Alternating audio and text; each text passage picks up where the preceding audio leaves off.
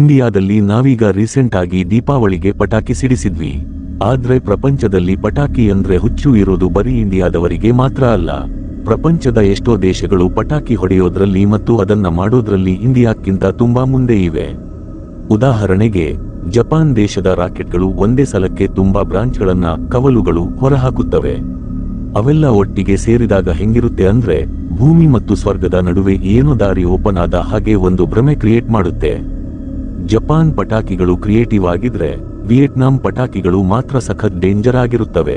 Vietnam ಯುದ್ಧದಲ್ಲಿ ಅಮೆರಿಕನ್ನರನ್ನೇ ಮಂಡಿಯೂರುವಂತೆ ಮಾಡಿದ Vietnam ಪಟಾಕಿ ವಿಚಾರದಲ್ಲೂ ಸಖತ್ ಕ್ರೇಜಿ ಆಗಿದೆ. ಪಟಾಕಿ ಹಚ್ಚಿದ್ರೆ ಕೆಟ್ಟ ಶಕ್ತಿಗಳು ಓಡಿ ಹೋಗ್ತವೆ ಅಂತ ಇಲ್ಲಿನ ಜನ ನಂಬುತ್ತಾರೆ.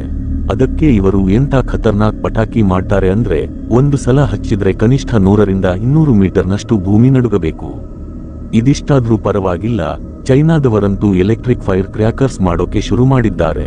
ಇದು ಸೌಂಡ್ ಮಾಡುತ್ತೆ, ಲೈಟ್ ಕೂಡ ಕೊಡುತ್ತೆ, ಆದ್ರೆ ಹೊಗೆ ಮಾತ್ರ ಬರಲ್ಲ. ಹೌದು, ಇದು ನಿಮ್ಮ ಜೇಬಿಗೆ ಮಾತ್ರ ಗ್ಯಾರಂಟಿ ಕತ್ತರಿ ಹಾಕುತ್ತೆ, ಯಾಕಂದ್ರೆ ಇದರ ಬೆಲೆ ಒಂದು ಪೀಸ್ಗೆ ಬರೋಬ್ಬರಿ 7,000 ರೂಪಾಯಿ.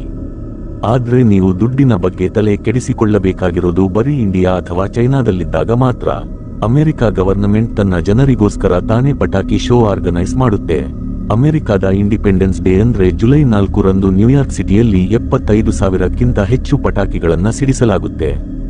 ಇದನ್ನ ನೋಡಿದ್ರೆ ಯಾವುದೋ ಮ್ಯಾಜಿಕ್ ಶೋ ತರ ಅನ್ಸುತ್ತೆ. ಭಾಯ್, ಇದಂತೂ ನಿಮಗೀಗ ಗೊತ್ತಾಯ್ತು.